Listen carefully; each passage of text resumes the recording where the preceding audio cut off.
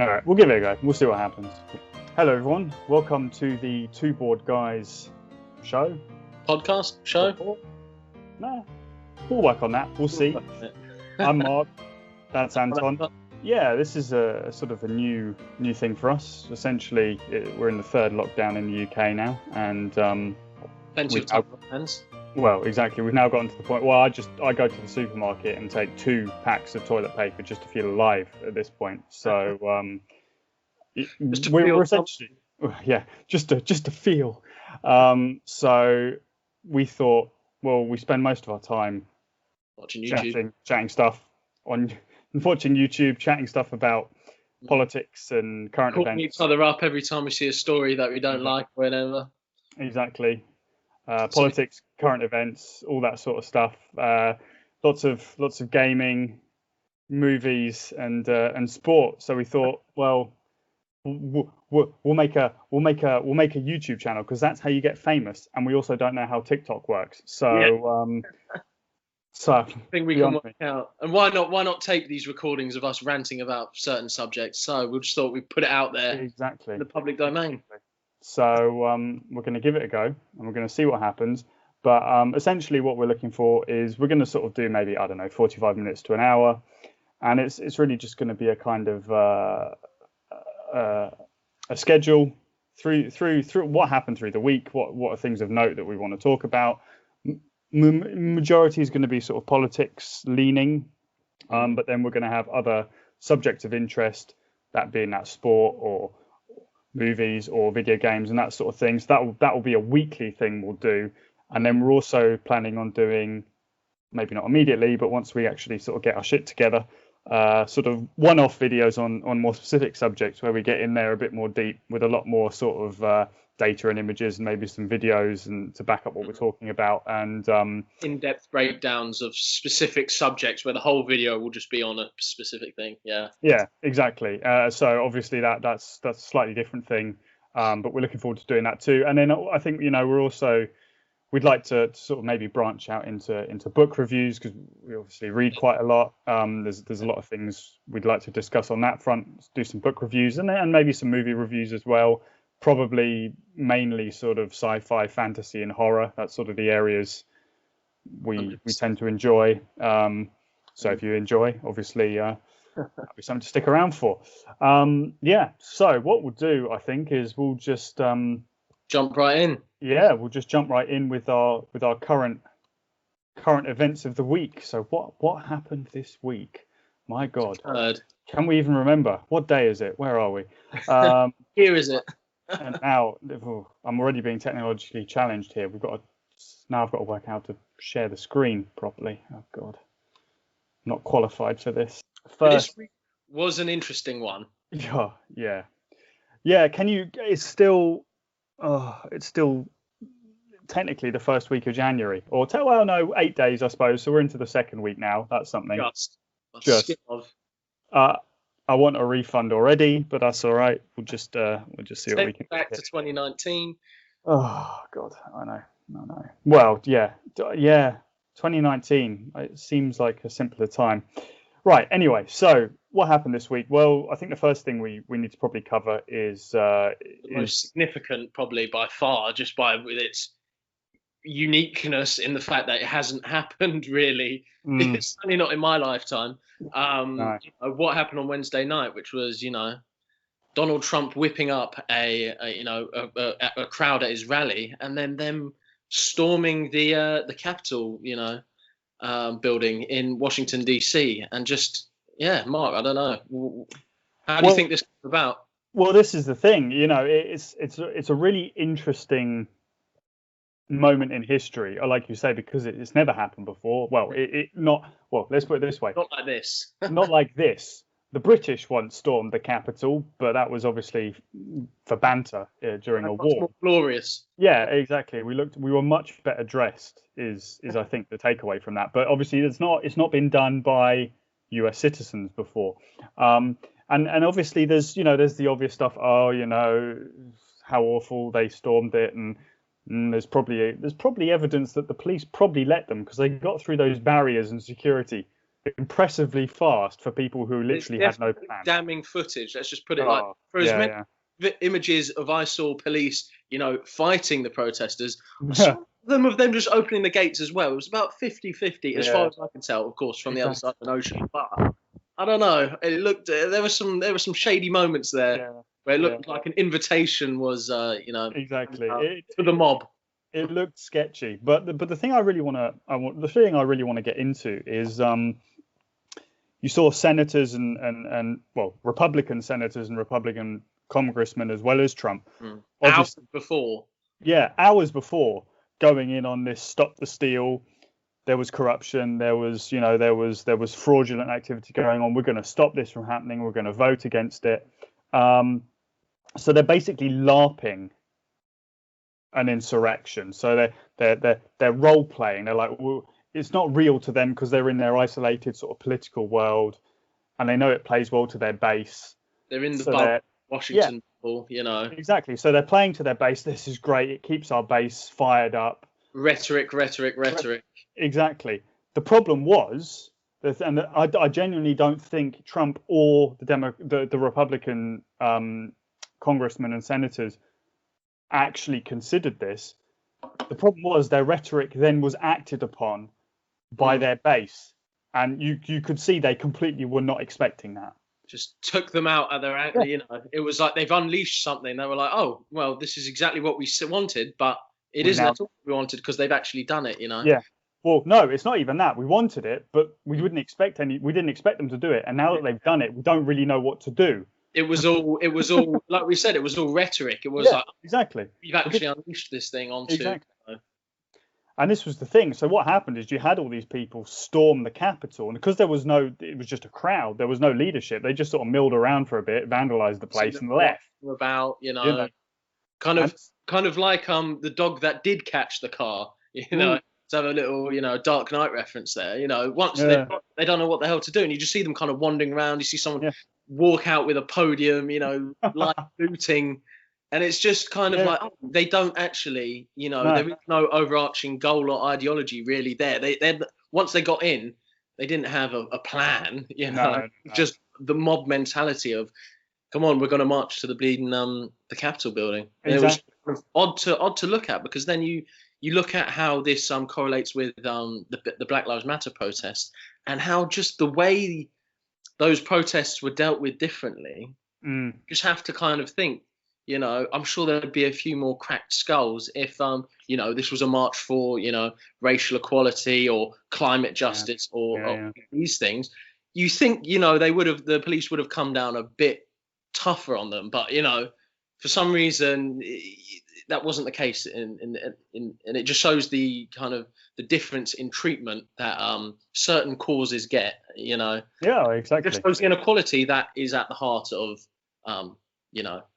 American life and politics. Rhetoric works, but then you need to be able to own the rhetoric, and neither Trump nor any of these sort of congressional leaders of the Republican Party were actually willing to own it when it happened.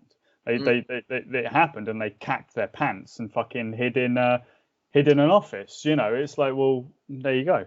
I think you're spot on. But I also, I think as part of what you're saying, I think it's kind of what we're both saying, but we haven't quite said it yet. It was the senators and Trump. Their whipping up the mob was wholly performative, and it was a kind of, like, as we said, like a spectacle of performance. And then when there's it's like, the charade is now in the polis, the wider public. It's like, the whole act has become real, and now we don't know what to do. The crowd is within it, and so that them being purely performative, because that's what I think they were doing, as then had these kind of massive consequences. I think are dangerous, because you unleash these forces, and now who knows what the transition of power. I know you said there'll be a smooth transition of power, but you have to wonder, just because Trump might have a smooth transition, this riot, or whatever you want to call them, if it was a Black Lives Matter protest, they'd be called thugs by now. They've seen what they can get away with now. No, you're right. set the precedent, and you've got to then wonder if then they look at the inauguration of Joe Biden, or when that comes around on the 20th, I think I can't quite remember. Yeah, will that then be another opportunity for these forces to be unleashed? And I think it could be.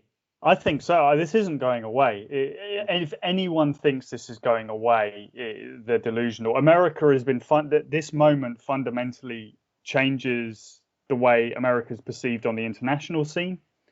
That they've got no credibility anymore. You try go to Iran and say, "Oh, we're a bit worried about your democracy." Next time Iranians are rioting and getting big, how can do you have a leg to stand on? No, any country now America comes to them and goes, "Well, you shouldn't be doing that," and they just go, "Well, who the hell are you?" Who are you, pal? Face.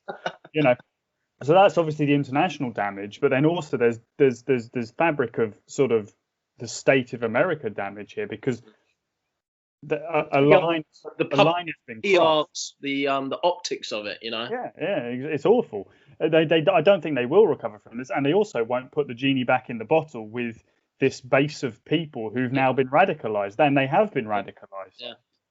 So watch this space. I think it's going to be very interesting and quite upsetting probably over the next couple of years, because this is not going away. And my worry is that in 2024, because let's be honest, Joe Biden's not an agent for change, and we'll probably discuss this more at a later date. He's not. The man is literally status quo personified. Get ready for the smoothest drive at 5 miles per hour to nowhere in your life, because that is exactly what you're getting with Biden. And get used to a whole lot of excuses at why they can't help ordinary people, and we're going to have to cut and so on. So I think people are in for a rude awakening if they want to change. Oh yeah, well, we're going to talk about that more in a minute anyway. But just to cap this off,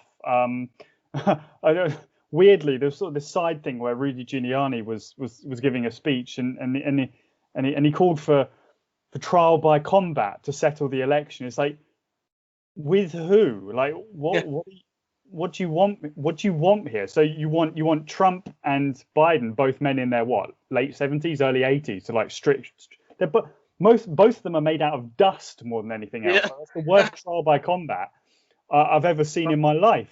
It's just, and the thing is, Giuliani still somehow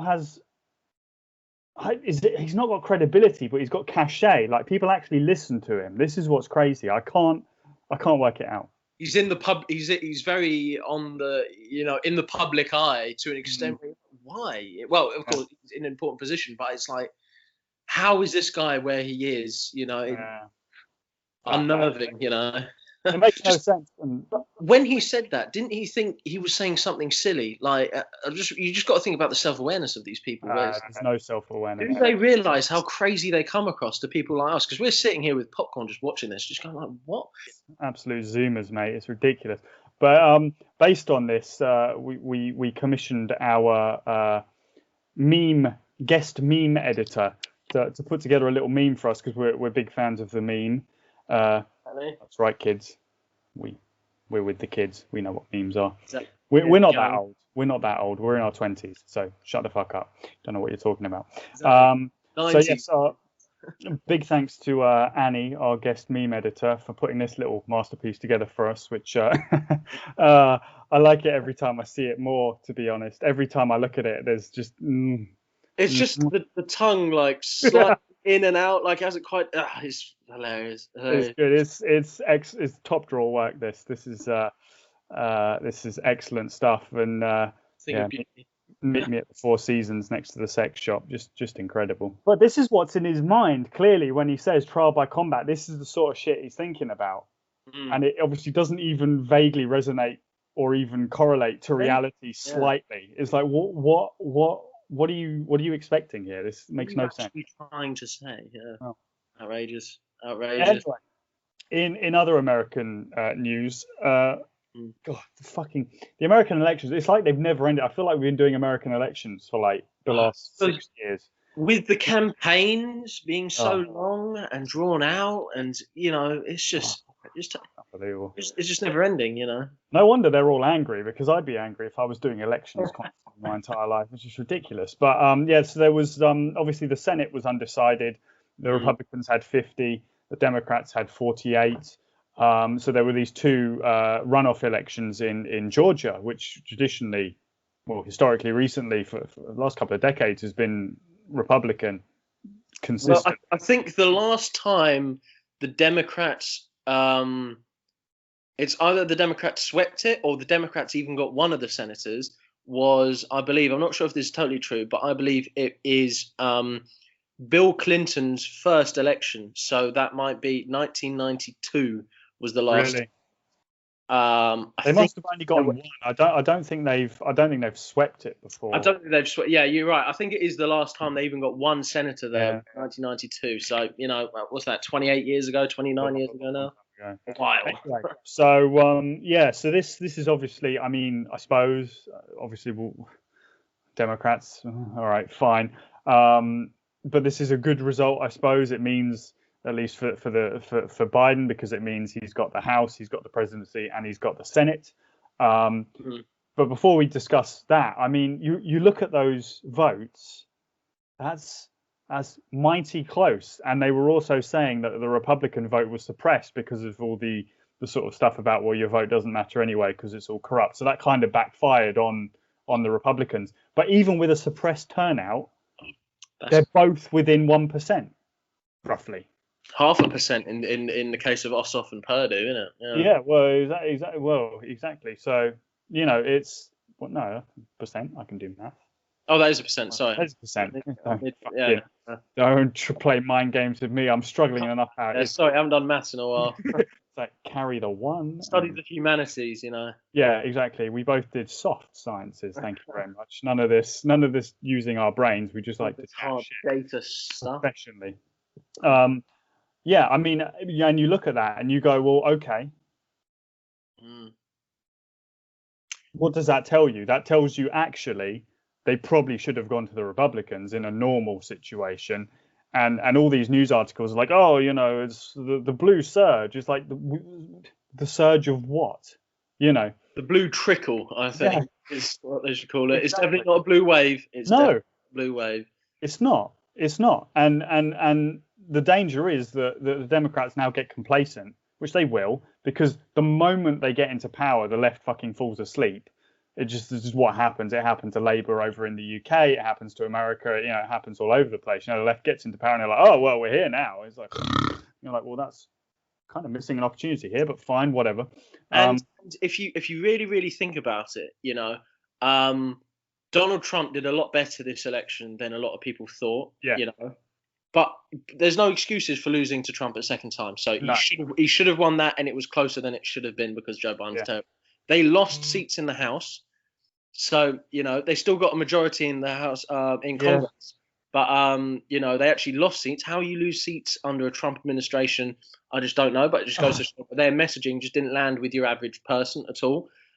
Especially the coalitions that you have to build to gain power, and then this specific race, that's the executive and the Senate, the story behind those. The executive and the House. Yeah, the House, the story behind those. And then this specific race, which tips the balance entirely, to a slight, a tiny majority of like one or two in the Senate, has got very specific circumstances around it, like Trump saying, your vote doesn't matter. So a lot of people, the whole Republican vote suppression kind of thing. So this is a one-off as well. So, the executive was close. Congress, you lost seats, even though you kept the majority. And then this race is quite unique. No, you're right. Is it not a good showing? No matter, even though they now control all three, houses of government. But they do. Yeah, but they scraped over the line because they were projected. I remember because I was watching this. They were projected like a gain of 10 in the Senate and like a gain of 50 in the House, and they went backwards. The polling is consistently wrong over there. It's crazy. I don't get it. No, I also think the Democrats really thought that because who were they? The problem, their whole strategy was wrong. Their strategy was, there's 100 million non-voters in the US.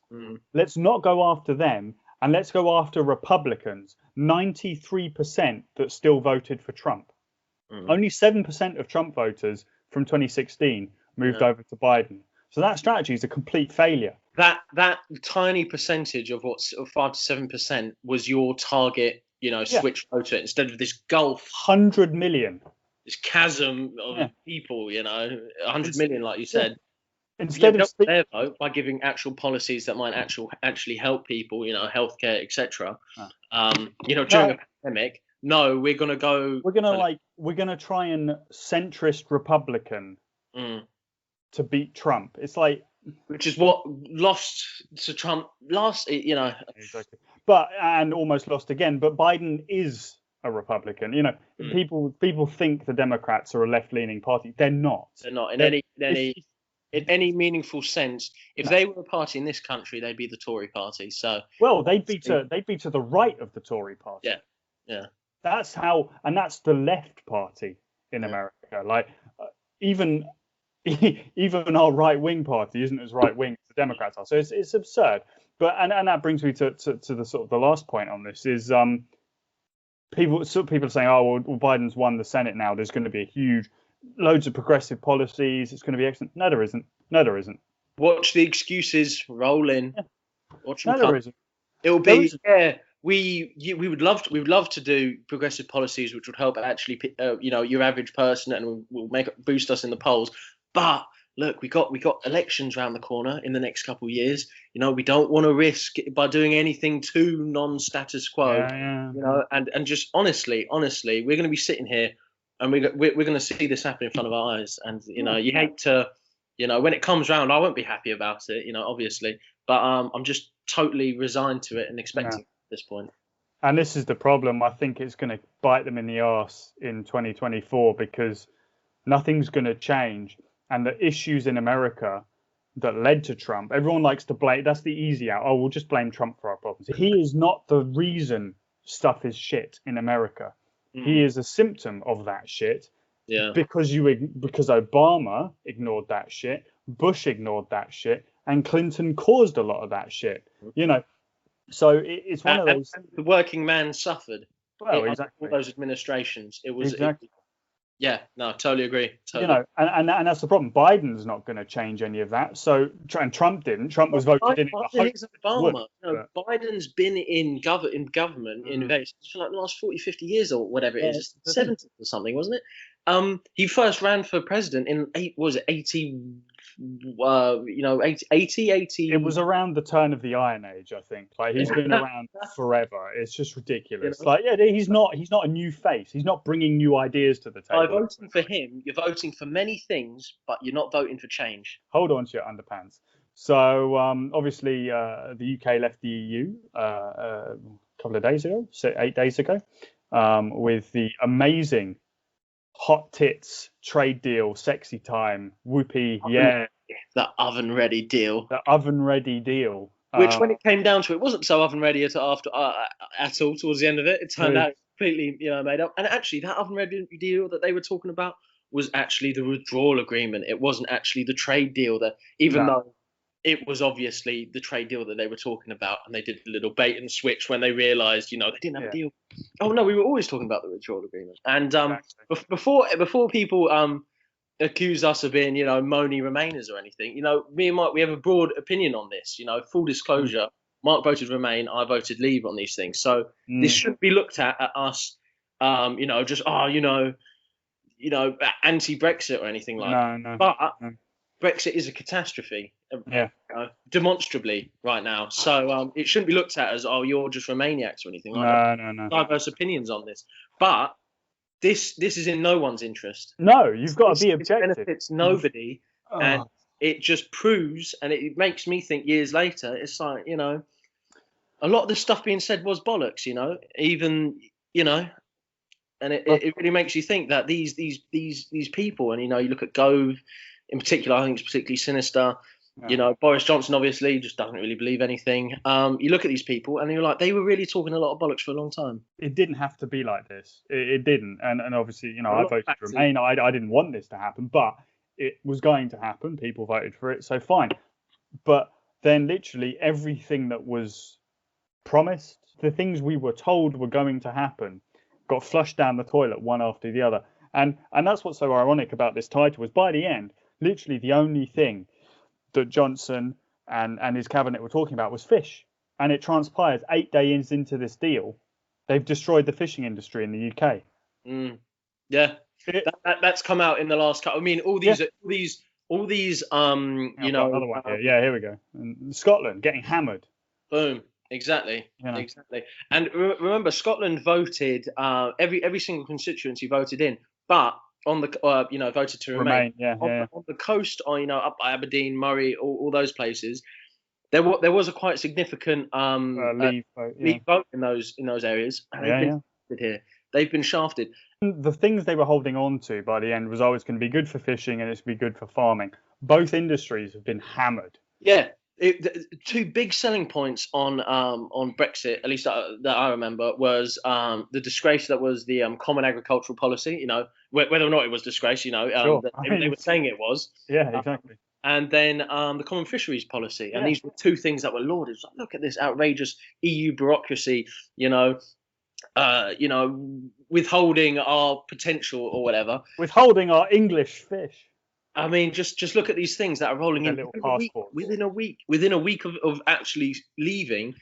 We're seeing these things roll in, and it just makes you think, how will these things continue? And it also makes me laugh because throughout the Brexit referendum, I know people like Nigel Farage, Peter Hitchens, although Peter Hitchens didn't want the referendum at all, I don't think, and Daniel Hannan, they were all talking about the ideal thing would be a kind of Norway plus deal, and then as soon as it came down to it, we should probably stay in the single market or whatever, they got thrown out the window. I was like, well, we never meant we should stay in this. Hold on, we've got campaigned on it. We've campaigned on it. You campaigned on a Norway-esque deal, Bola, and that kind of was one of the first casualties. Back when Theresa May was trying to push her Chequers deal or whatever. Then all of a sudden, all these kind of things that were said just kind of got thrown out the window, and it just makes you, And that's the thing, and the biggest giveaway is obviously just today. I think it was Michael Gove was being interviewed and said, "Oh well, Northern Ireland's got the best of both deals." So that's both worlds. Yeah, that's basically what Norway has. So if Northern Ireland's got it, why don't we get it? They've got the best of both worlds, but then the rest of the UK's got kind of a much more the rest of the UK got shafted. Is what happened. Where we live, what do we have? Exactly. It's unbelievable. I just I don't understand. I don't see this being sustainable. It's already falling apart, and it has been 8 days. It is, and the crazy thing is the UK does not understand how negotiations work. The whole 4 years they were basically just like throwing their toys out of the pram, but they've been completely outmaneuvered by the EU here. Let's just step back and look what happened. So the EU is a goods exporting bloc. Mm-hmm. It's got a surplus of goods. It wants to, and it's got a surplus with us. So it sends that all to us. So they've got a goods surplus, so it's in their interest to keep sending us goods. And we've got a goods deficit. We are a services economy. Yeah, and we've got a surplus in services. Exactly. How our biggest industries, the financial services industry, the services industry, the service sector more generally. Look how that isn't represented in the deal that signed. Well, exactly. And this is my point. So the EU said, fine, we'll do a deal on goods, and we went, yeah, we will, because of fish. Forgetting that 80% of our economy is services. So they screwed themselves. They screwed the UK. The UK, whether you like it or not, we should be doing things in our country beyond services. Now, that's a whole different conversation, I think, for another day, about how we actually restructure the UK to actually do something beyond just process euros, which is essentially what we've been doing for the last 30 years. Hiding money in the city. And hiding money for rich people in the Cayman Islands. That's essentially our economy right now. We don't make anything. We don't do anything. We just process money and offer services. Great. All right, fine. But this is the problem. So we agreed on a deal that didn't involve services at all. None. So the EU got everything it wanted. And the UK has been like, yeah, but we won. It's like, no, you crippled your economy. You took yourself out at the ankles. You tackled yourself, own goal, And this is a good deal for French, farmers and wine growers. This is a good deal for German chemical, companies and car German car manufacturers. manufacturers. Yeah, exactly. Yeah, This is a good deal for, actual, like we were saying, goods from the EU, and it's a bad deal for everything that our economy actually does, because we don't realize how huge the financialization and the financial services sector is for our economy, and that just isn't. Whether or not you think the financial services is a good thing, they are a significant part of this. The reality. Everyone's living off of transfers from the financial centre that is London. That's literally the UK economy, and the UK government blew its head off to get a deal that it didn't understand, because it doesn't understand its own fucking economy. And that's where we're at now. We've got people making negotiations for us that don't understand our economy. One last example before we move on, right, is who's our trade minister? Liz Truss, is it? Liz Truss, I believe. Liz Truss, right? She negotiated that trade deal with Japan, right? She gave Japan tariff-free access for cars from Japan, and in exchange, she got tariff-free access for cheese to Japan. The headlines was Stilton, wasn't it? Yeah. The Japanese don't eat cheese.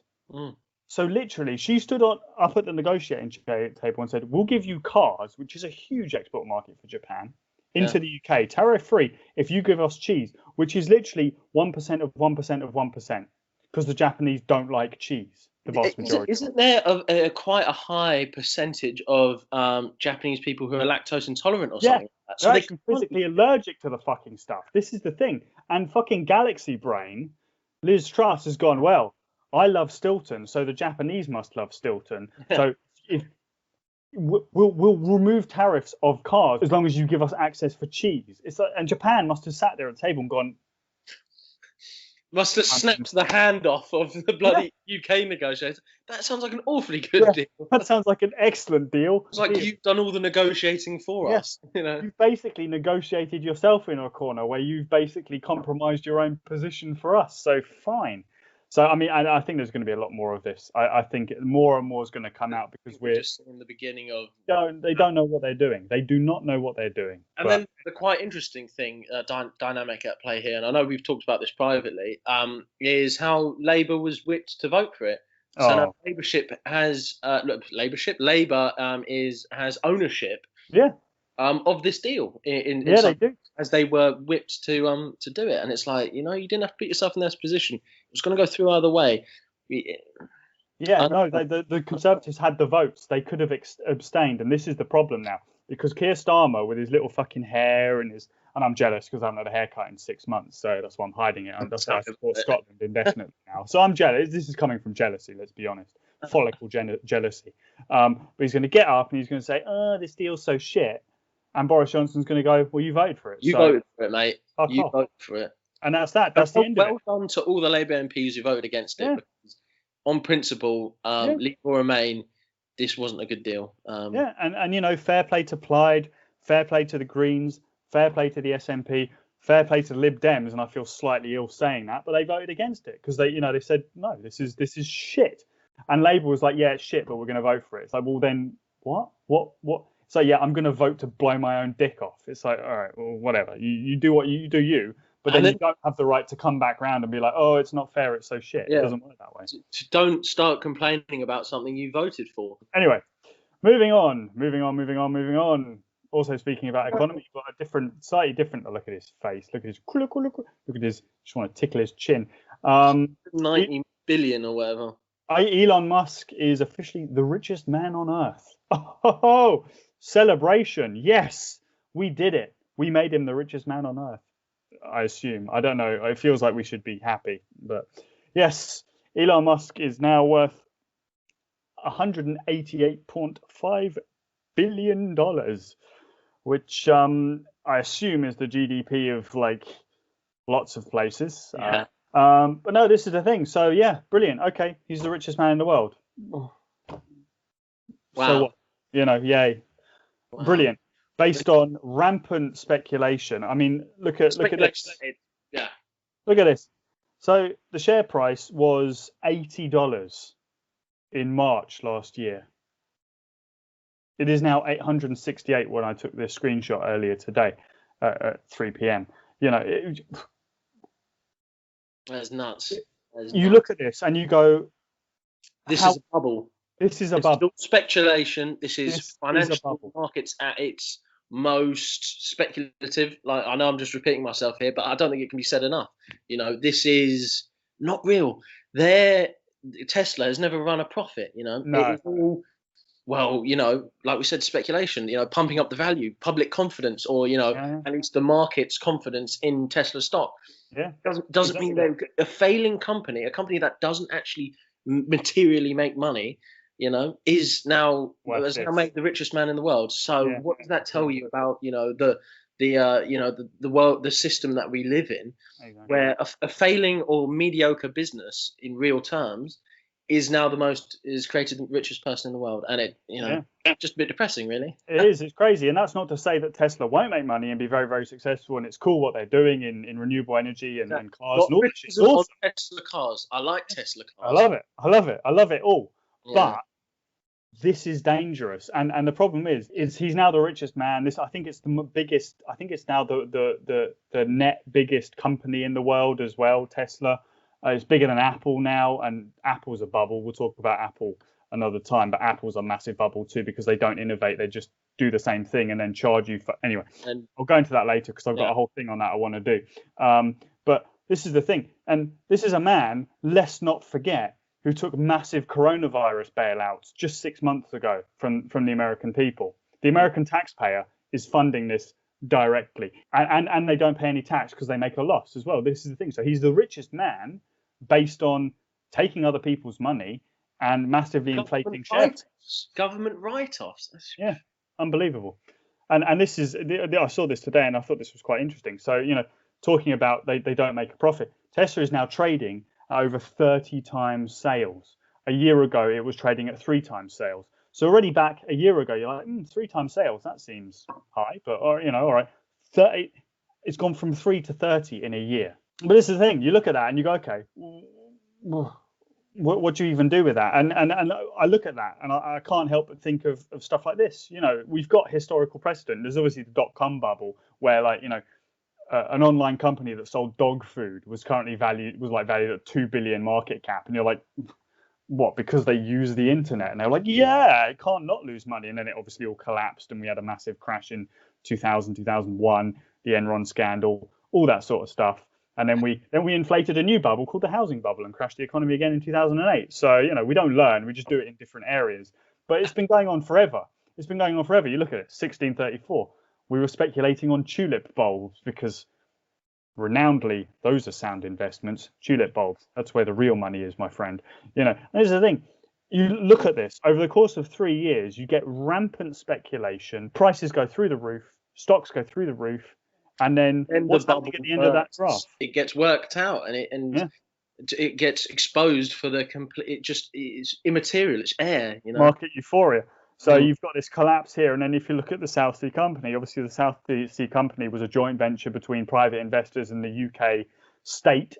Back in the day, England was in a lot of debt, so they were like, well, we'll make a company, we'll export from our territories in the South Sea, so this is sort of South America, all our holdings around there, and essentially they said, right, we're just going to get loads and loads of investment, and then we're going to start importing stuff over, and we're going to make loads and loads of money.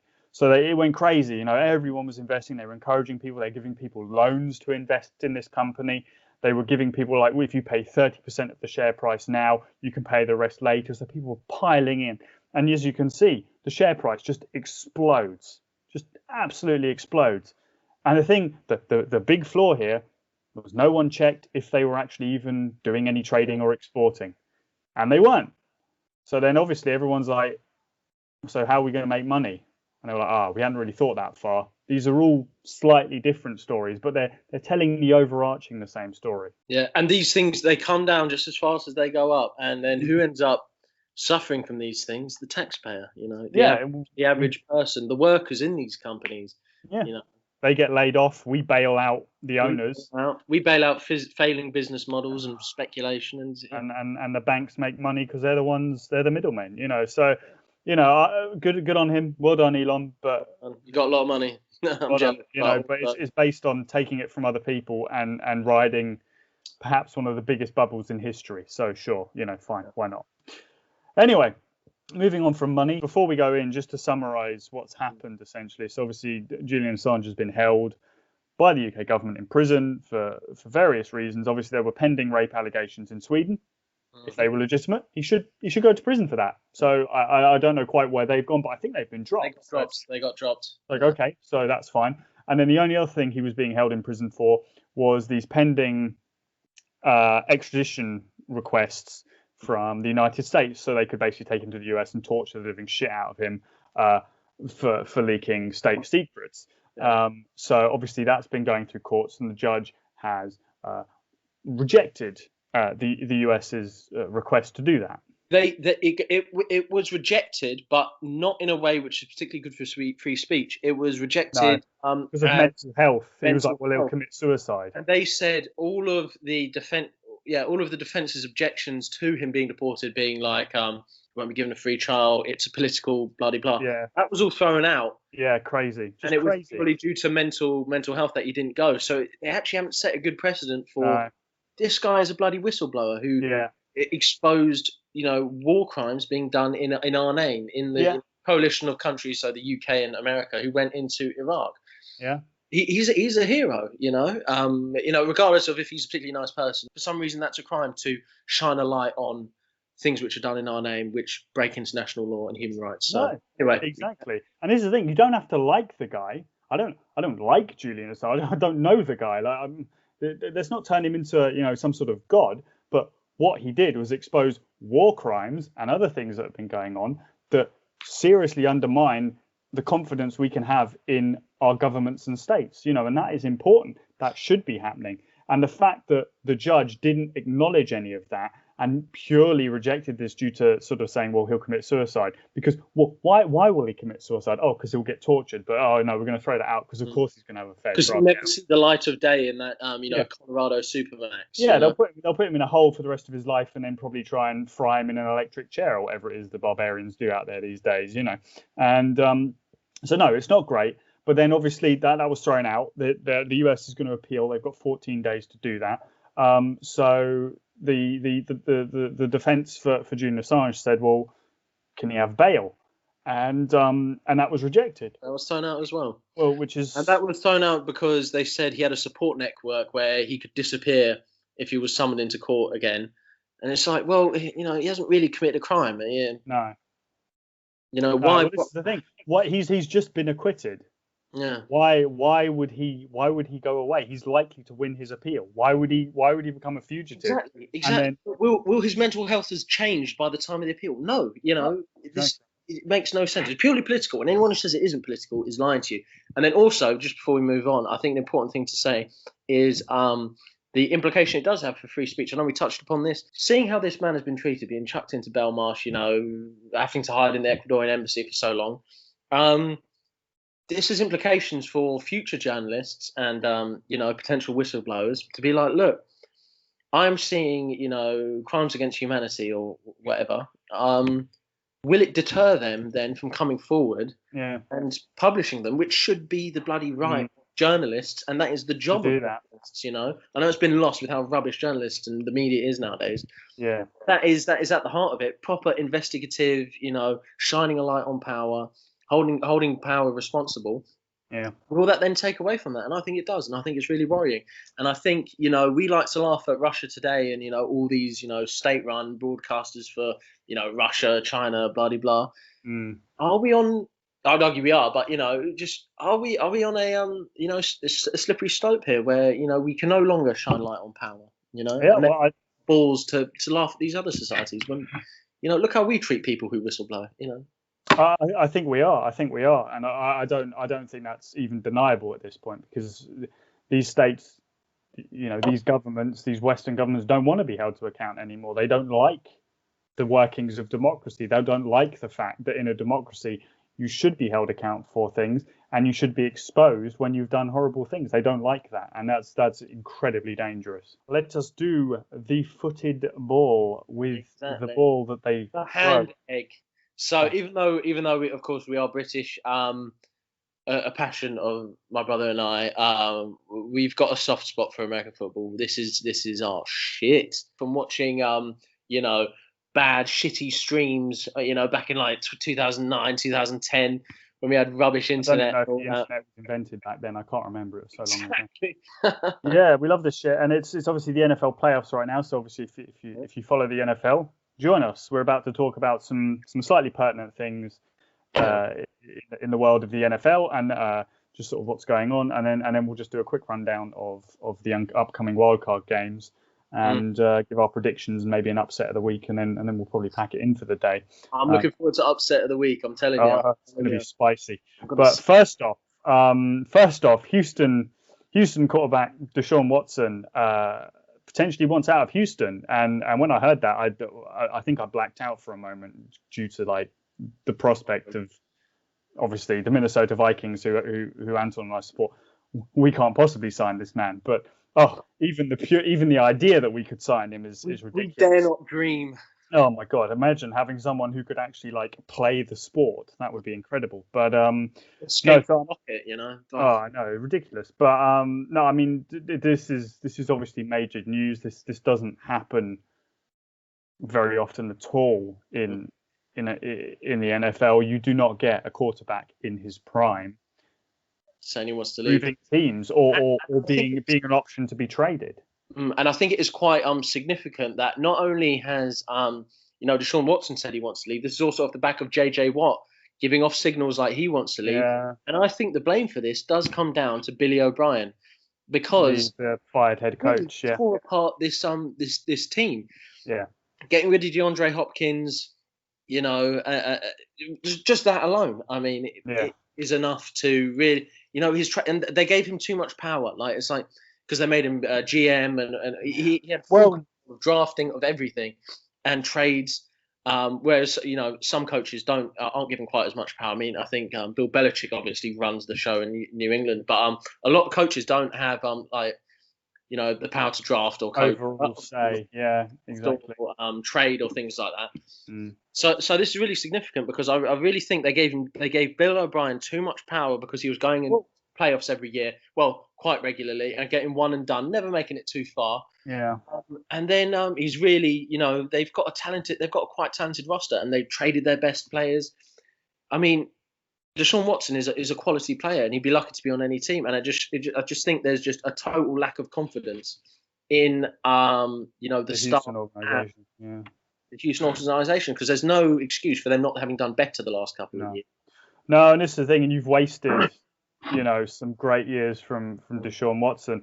And the cupboard's bare. You've got no first round draft picks, I think, this year or next year. I don't think you even have a second round draft pick this year.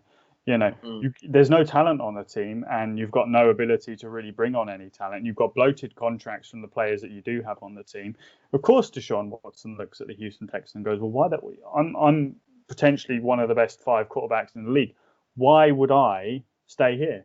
And especially in a division where the other teams in the division are getting better. Yeah, they've got their shit together now. I mean, Tennessee's, the Jaguars don't, but that's... The Jaguars don't, but the Colts, are the Colts in their division? Yeah, the Colts are good. Colts are looking Tennessee's good. Tennessee's so that's good. Something. Although and the Jaguars have the first overall pick, so they could be good in a couple of years. If they draft who we think they're going to draft with this exciting young quarterback, Trevor Lawrence. So generational. It could be generational. That's what they're saying. So you look at Houston, you go, lads, this is not a great position, and I can't blame Deshaun Watson for saying I kind of want out. And I mean, the list of who would trade for him, you're not even doing that. You're basically making a list of who wouldn't trade for him, because there's like maybe 8 organizations that wouldn't trade for him. The rest of them, they'd look at their starting quarterback and they'd be like, they'd be lucky. We're done here. They'd kill for him. Give your top 2 options, which you either think would be exciting or realistic. And I hate saying this. I hate it with every fiber of my being. And you know what's coming. You go to see the fear in your eyes. I think the Patriots might make a move. Yeah. Can you imagine? I like that. Because I like that. I'll fuck with that. Yeah, because the Patriots have been an unmitigated disaster this year. Yeah, Cam Newton did not work out. Love Cam Newton, did not work out. No, exactly. So you look at that and you say, well, where are they going to go? They need someone. They don't have a particularly high draft pick. They could get a rookie quarterback, but that's not really Bill Belichick's style. He doesn't really like rookies. He doesn't really like young players, to be honest. Why don't we go get? I think they're going to use their first round draft pick. Sorry to interrupt you. To shore up other problems, like the line problems they have, and I think sign it. Yeah, I think this would be a smart move for the Patriots. It would, and I hate it. I hate everything about it. It makes me so angry. I want to, but it makes sense. It really makes sense. And I think the other place I could see happening, and I hate that almost as much, is and I think we were discussing this earlier, is the Detroit Lions, because obviously we hate that because they're in our division. So Deshaun Watson will be kicking our ass every single fucking year from now on. And we've already got Aaron Rodgers in the division, so great, just more suffering for us. But I could see that happening because I definitely see that happening. That would have been my first kind of guess as well, because people in the organisation, it's come out the last couple of days, have said Matt Stafford is probably on his way out. Although his last couple of seasons, he's been solid statistically, and I know we argue about how relevant statistics are, but he's not been the problem there. No, Stafford's never been the problem. He's never been the problem. He's never. Yeah, I think he's a quality quarterback, man. An absolute cannon of an arm. But I really don't think he's the problem. So I think by getting rid of him, it's just change for change's sake. Because I don't think necessarily Deshaun Watson could be more successful in that. But that is a move that I can totally see happening. And then another one that I would say, the Carolina Panthers. I think Teddy Bridgewater, as much as I love him, it's been a bit underwhelming. He threw 15 touchdowns and 16 interceptions this year. That's just not going to get the job done. It's not going to work. And the thing about Teddy Bridgewater is they always said, he didn't throw many interceptions, but you look at his career really, and I know it's had its ups and downs and stuff. He had good spells at the Saints when he started those games, quality games for the Saints. Yeah. But apart from that, he hasn't protected the ball as much as he should. And I think they'd snap his arm off if they could get bloody Deshaun Watson. So those are our picks for who we think Deshaun Watson could go to and could be successful at. Good Deshaun Watson chat. Now, should Derrick Henry be MVP? I think we can probably knock this one out in about 30 seconds, if not less. Yes. Because, yes. 250 yards in his last game. Oh, eighth player ever to go for 2,000 yards. Yeah. I mean, that's a huge achievement, man. 17 touchdowns, 250 yards in his last game. He's gone for the historic 2,000 yards. This is a feat. Have the quarterbacks and I know now it's a pass-heavy league and everything, but have the quarterbacks played so above and beyond that their achievements as a quarterback are head and shoulders above everyone else as Derrick Henry's is. No. He's got so many more yards than the next best. No, it's ridiculous. He does. I think he deserves it. And Mark, your thoughts on it? I just think it's unarguable. No, he does deserve it. I mean, look, his average yards per carry is 5.4. Mm-hmm. So every time he touches the ball, he gets half of what you need for a first down. Yeah. It's just ridiculous. That and like you just can't even get your head around how big and how fast this guy is. You see him on camera and he's moving, and you're just like, it's like watching a building just move its way downfield. It's ridiculous. And the problem is, you're a defender and you look at that and you go, nah, I'm all right. I'm gonna stay here because I don't want to get involved with that. It's unbelievable. And he's just getting better. Year on year, he's getting better. His average is going up. His touchdowns are going up. His yards are going up. And I think also, and I think we were going to touch on this, but I'm too excited about this. I've got to say it. He makes the team better because then he's the reason why Ryan Tannehill looks so good. Because he opens up the play action. He opens up defense. He pulls defenders in. And that's why Ryan Tannehill got that $100 million extension. It wasn't from...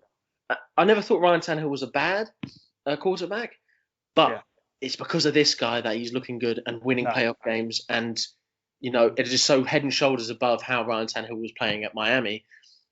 This guy has made this team. He's the central engine for this franchise. And, Ryan Tannehill's not a bad quarterback, but he's not a lights out quarterback, and he's an improved quarterback because of Derrick Henry. And the good thing about Tannehill is he doesn't make a huge amount of mistakes, and he's able to be more aggressive because at the end of the day, you've got an absolute machine behind you. Yeah. So you're like, well, actually, worst case scenario, I throw an incompletion, I can still hand the ball off to him, and statistically, he's probably going to get a first down. So he's like the best safety blanket, the scariest safety blanket in the league. It's cold, it's December, you're freezing your tits off as some cornerback, like you're like, oh, I can't even see what's going on back there, or a safety or something, and you see this coming towards you. No, forget about it. I'd just be like, you know what, good sir, let me show you where the end zone is. Come right this way. Let's go with me. Let's go find it together, because I can either try and tackle you and you're going to step through my spine and score anyway, or I can escort you to the end zone and we can part as gentlemanly friends, and I can go hug my children at night and maybe see another day. So playoff foosball, let's do it. So for our Sunday slate, we've got not a bad set of games here. Some better than others. First off, you've got the Colts versus the Bills. Thoughts on that one? I think Josh Allen is really on a roll. He's going to pick up where he left off. As much as I think the Colts are a good team, an improved team, is Phillip Rivers even healthy? They've got their sub in there. They have the last couple games. Yeah. I think the Bills are hitting their stride. Stephon Diggs, it's the Minnesota Viking inside of me speaking here. Hate to see him go, but he's leading the league in like yards per catch. I think the Bills are hitting their form right now, and it's all and a lot of these games are who's on form right now. I think the Colts are a great team. I can't see them winning this game. No, and I don't think it's going to be too close either. I think 7 points or more. It's not going to be a last-minute field goal, in my opinion.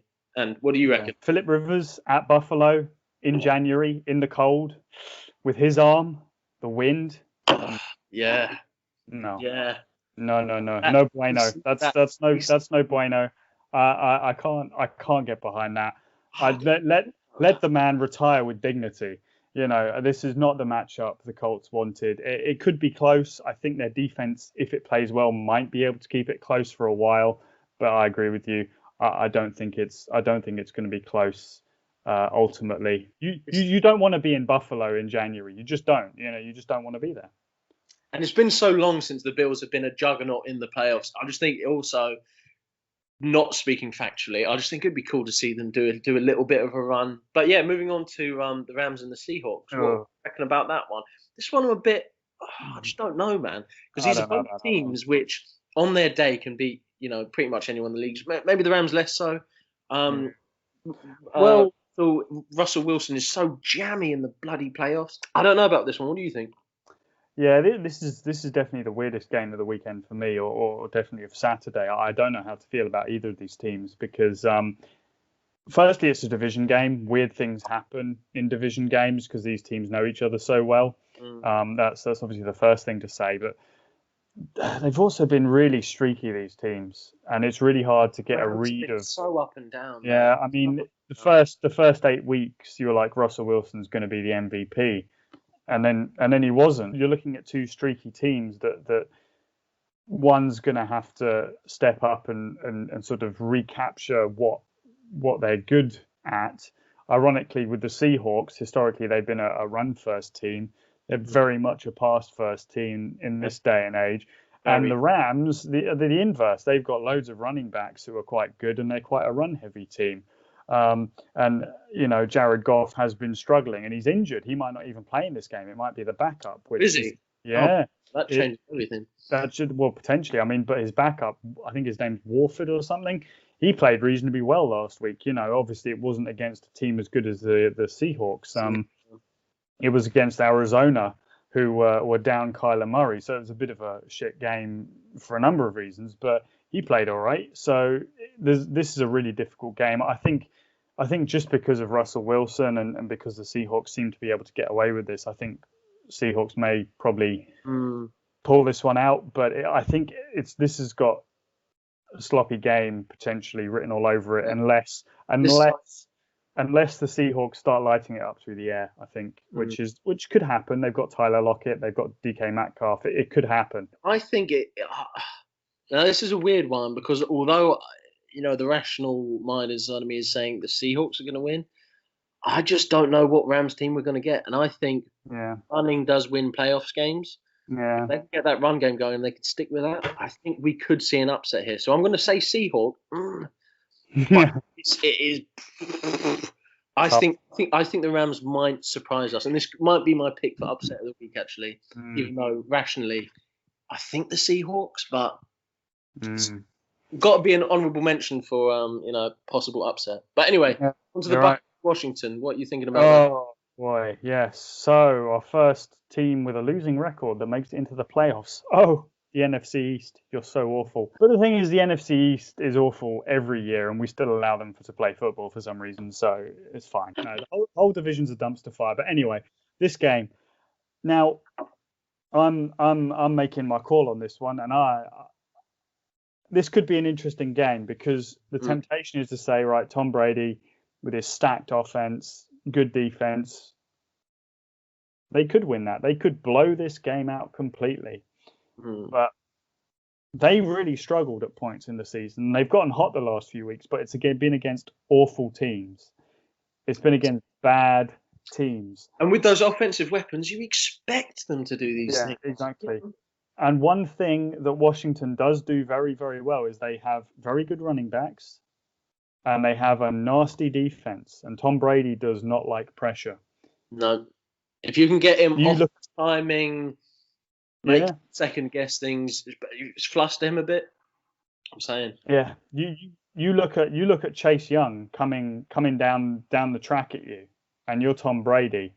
That's not what you want to see. That is definitely not what you want to see. This will be a historic loss. Like this will be like we're going to talk about this for season to come. Tom Brady losing this game.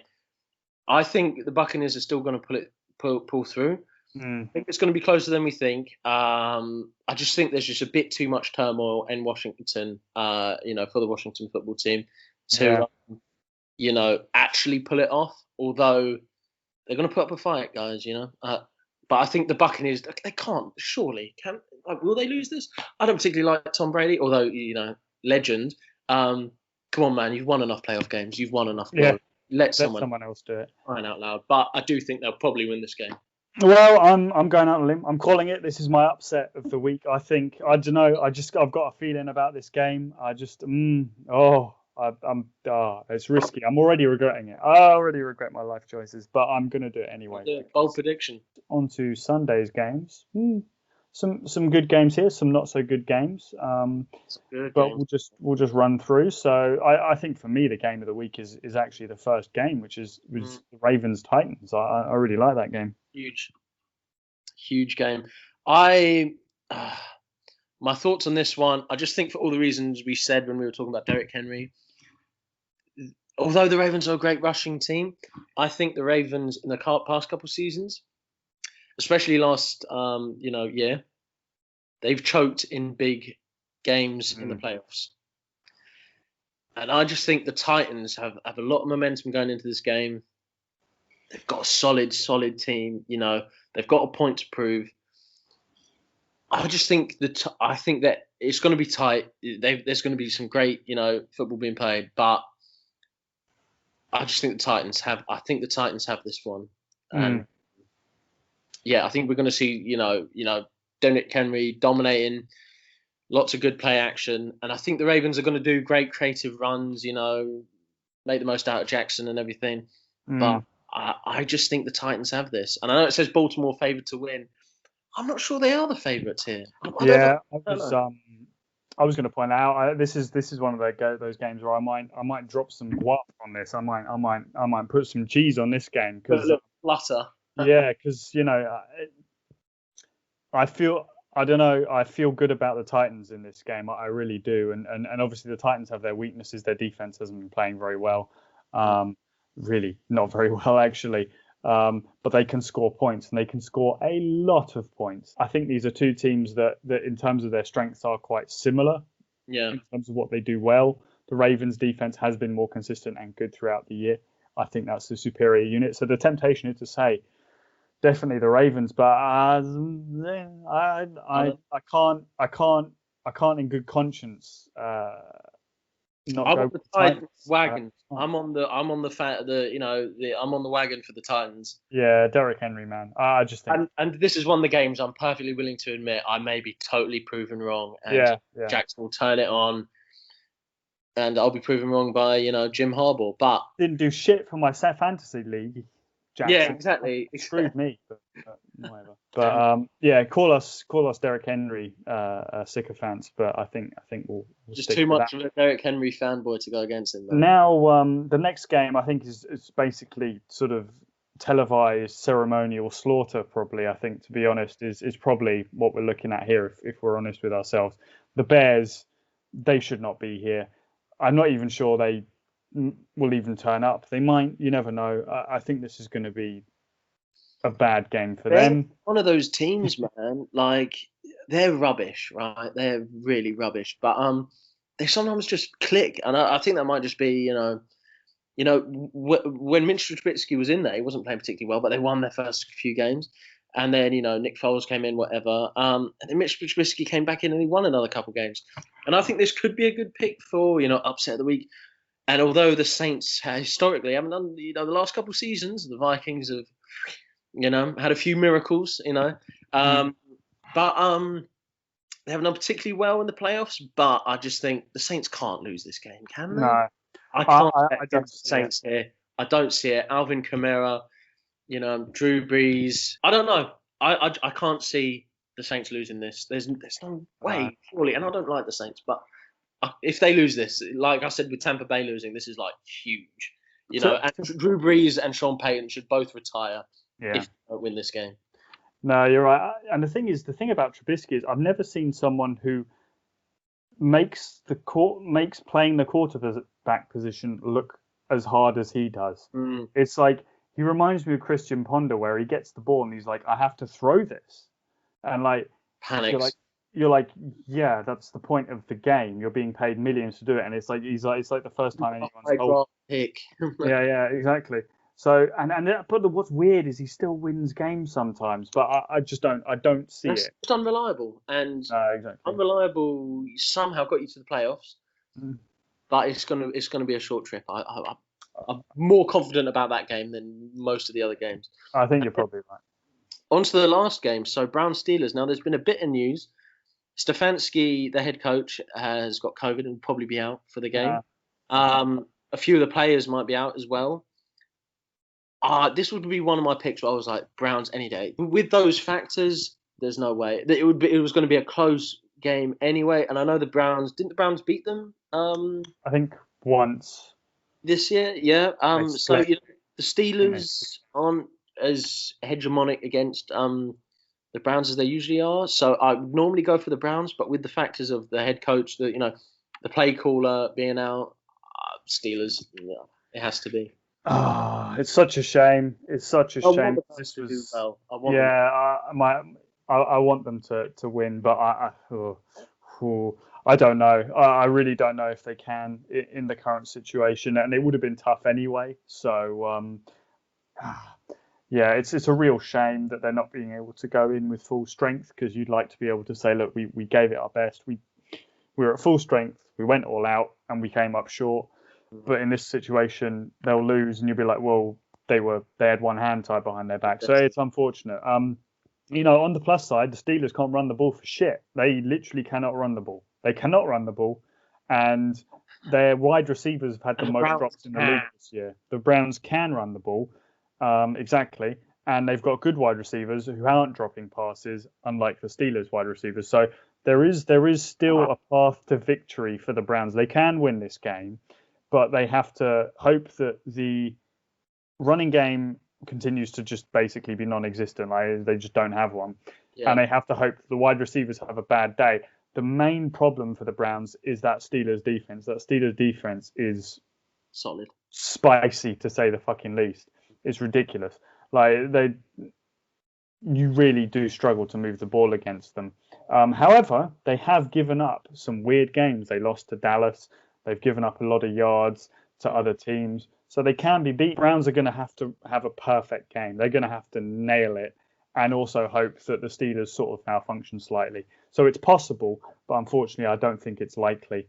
As much That's as exactly I'd like. what I'm saying. I'd like to think the Browns could do it, and with Kareem Hunt and of course Nick Chubb, huge Nick Chubb fan. Jarvis Landry. It's actually closer than I originally thought. But I've still got to go with the Steelers. But goddamn, man, the Browns have some good players. So I think that's going to be a close one. So your upset of the week's the Titans, then, is it? Is that your call based on? I'd say upset of the week. I think it's either the Rams beating the Seahawks, because I think the Seahawks are heavy favourites in there, even though I'm not sure they should be. So I'm going to say Rams Seahawks is my upset of the week. Well, we will see. We will see shortly. Just so we're wrapping up sports talk. That's sports talk done, ladies and gentlemen. Yeah, that's it for us this week. It for today. We're going to try and be doing this quite often. We're going to try and put a lot of content out there, see how it lands with people or whatever. If this is your thing, tune in. This is the first one. Obviously, hopefully we'll improve as we go. We'll get more polished. This is all new for us. I'm currently desperately learning how to video edit. I haven't done that since I was in high school, so that's been fun. We've got no idea what we're doing, guys. This is I've got no idea. I'm so out of my depth. Obviously, this was sports heavy and politics heavy. We will be doing other things too, like we said, fantasy, sci-fi, gaming, that sort of stuff. Our interests, we've got a pretty broad range of things we want to cover over time. So if this episode wasn't what you were looking for, maybe something further down the line will be. But thank you for watching, and we'll see what happens as we go forward. We'll hopefully stick with us, and we'll come up with some new exciting stuff. Or I say exciting, that's probably drastically. Yeah, I'm drastically over-promising here. Exciting, mildly interesting. I think I'm writing checks right now. Yeah, I know. I'm backpedal off that statement nice and quickly. But we have no idea what we're doing. Leave a like, share. I don't know what the share button does. I don't even know how that works. The bell. I see a lot of people saying the bell notification. Bell. Sure, why not? Click them all, and then see what happens. And we'll it's all engagement. I think. I don't know. I'm using terms. I have no idea what I'm talking about. I don't know what I'm doing.